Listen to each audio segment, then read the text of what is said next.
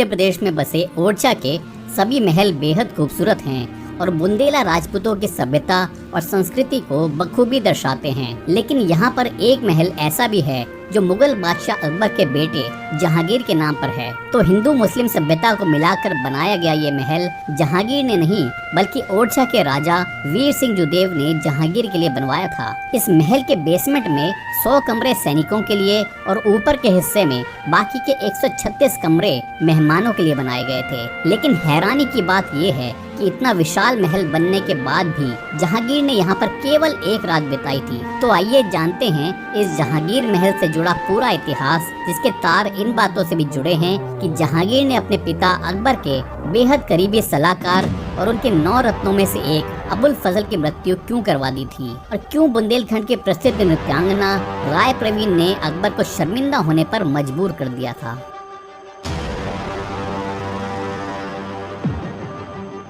Orchha fort परिसर में कुल मिलाकर 4 महल बने हुए हैं और इस वीडियो में हम इस कॉम्प्लेक्स में बने हुए बाकी के 3 महल देखेंगे, जो हैं शीश महल, जहांगीर महल और राय प्रवीण महल। तो आइए शुरू करते हैं। तो ये जो सामने में आप इमारत देख रहे हैं ये है जहांगीर महल और ये इस महल का पिछला हिस्सा है। तो अभी हम जिस तरफ से इस महल में जा रहे हैं यहाँ पर इसका पिछला दरवाजा यानी कि बैक डोर बना हुआ है, जिसको केवल राजा लोग इस्तेमाल किया करते थे। यहाँ पर आप देखेंगे कि कम ऊंचाई वाले गेट बनाए गए हैं। तो अगर आप जहांगीर महल के फ्रंट गेट यानी कि सामने वाले दरवाजे से अंदर जाना चाहते हैं तो ओरछा फोर्ट परिसर में घुसते ही आपको राजा महल के बाईं ओर यानी कि लेफ्ट साइड में वहां जाने का रास्ता दिख जाएगा। तो ये महल जहांगीर महल नाम से तो जाना जाता है, लेकिन इसको जहांगीर ने नहीं बनवाया था। दरअसल इस महल को 17वीं शताब्दी में महाराजा वीर सिंह जुदेव ने बनवाया था। तो उस समय में मुगल साम्राज्य के बादशाह हुआ करते थे अकबर, और अकबर ने यहाँ हमला करने के कई प्रयास किए, लेकिन उनके सभी प्रयास विफल हो गए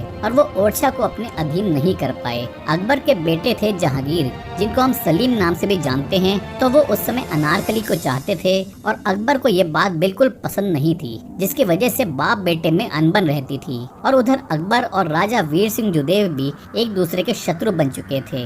सन 1599 यानी कि 1599 में अकबर जब दक्षिण भारत के युद्ध में लगे हुए थे, जहांगीर ने चुपचाप राजधानी को इलाहाबाद में स्थापित कर दिया। उसके बाद जहांगीर ने ये देखना शुरू किया कि मेरे पिता की दुश्मनी कहाँ कहाँ है, और उसके बाद जहांगीर ने राजा वीर सिंह जुदेव के साथ दोस्ती बढ़ाई और उनको इलाहाबाद बुलाकर उनका स्वागत सम्मान किया। अकबर के 9 रत्नों में से सबसे प्रमुख रत्न और उनके प्राइम मिनिस्टर हुआ करते थे अबुल फजल, जिनको जहांगीर बिल्कुल पसंद नहीं किया करते थे, क्योंकि जहांगीर को लगता था कि वो उनके पिता को उनके खिलाफ भड़काते थे। फिर कुछ समय बीत गया और सन 1602 की बात है, जहांगीर ने राजा वीर सिंह जुदेव के साथ मिलकर अबुल फजल को मारने की योजना बनाई। तो जब अबुल फजल दक्षिण से लौट रहे थे तो झांसी और ग्वालियर के बीच में एक छोटा सा गांव है आंतरी, तो उस जगह पर राजा वीर सिंह जुदेव ने अबुल फजल के काफिले पर हमला कर दिया और उनकी मृत्यु कर दी और फिर उनका सर काटकर जहांगीर के पास इलाहाबाद भिजवा दिया। तो ये देखकर जहांगीर बहुत खुश हुए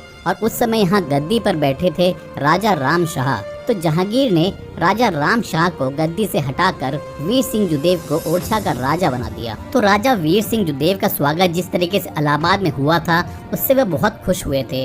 इस वजह से उन्होंने जहांगीर के लिए यहाँ पर महल बनाने का फैसला लिया। तो ये जो जहांगीर महल आप देख रहे हैं ये राजा वीर सिंह जुदेव ने जहांगीर के स्वागत और सम्मान के लिए बनवाया था।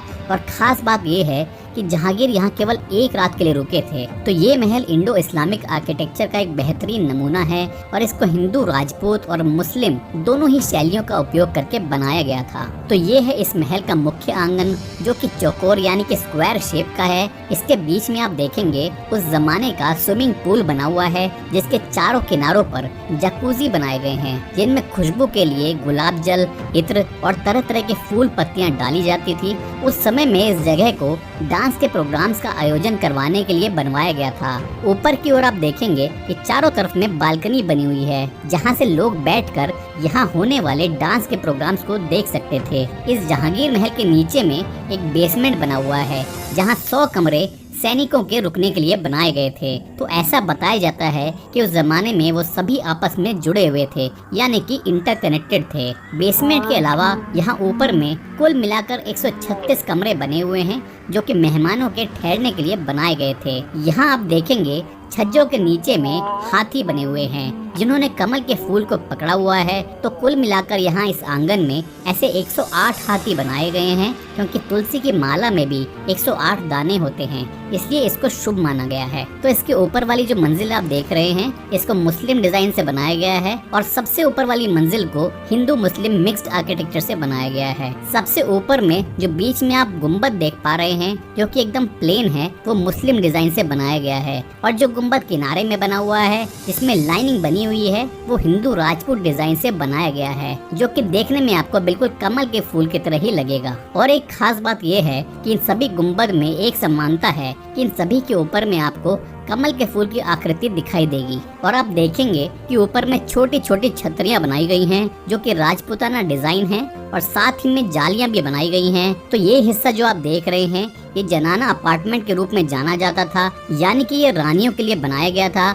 तो इस महल में 6 अलग अलग प्रकार के पत्थरों का उपयोग किया गया है। तो यहाँ इस महल में कुल मिलाकर 236 कमरे, 241 गेट, 84 गुम्बद और छतरियाँ और 9 आंगन बने हुए हैं। तो सामने में ये जो आंगन आप देख रहे हैं, ये इस महल का सबसे बड़ा आंगन है। और मेरी एक हेल्प कर सकते हो प्लीज?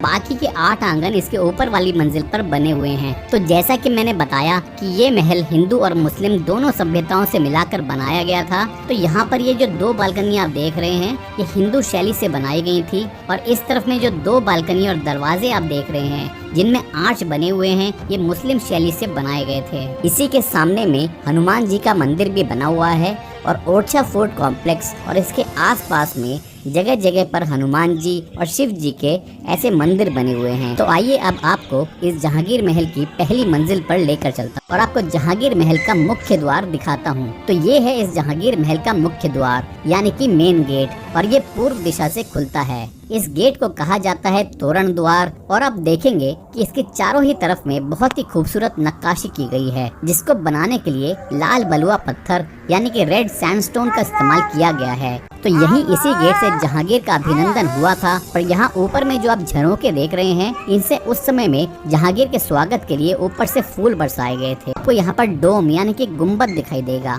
यहाँ पर आप देखेंगे कि 3 अलग अलग हाइट के चबूतरे यानी कि प्लेटफॉर्म बने हुए हैं। तो घोड़ों से आने वालों के लिए सबसे नीचे वाला चबूतरा, उसके बाद वाला चबूतरा ऊंट से आने वाले लोगों के लिए, और सबसे ऊपर वाला हाथी से आने वाले लोगों के लिए बनाया गया था। यहाँ आप देखेंगे कि बहुत ही सुंदर जालियां बनाई गई हैं। तो यहाँ जितनी भी जालियां आप देख रहे हैं, इनके पीछे में कमरे बने हुए हैं और ये सभी आपस में जुड़े हुए यानी कि इंटरकनेक्टेड थे। तो यहाँ इस मेन गेट के अंदर में आपको 2 मोर और 2 हाथी बने हुए भी दिखाई देंगे। छत पर भी आपको सुंदर कलाकारी दिखाई देगी और छत के किनारों में आपको इसी प्रकार के हाथी बने हुए दिखाई देंगे। और उसके दोनों ही तरफ में आपको और भी कई सारी सुंदर कलाकृति देखने के लिए मिल जाएंगी।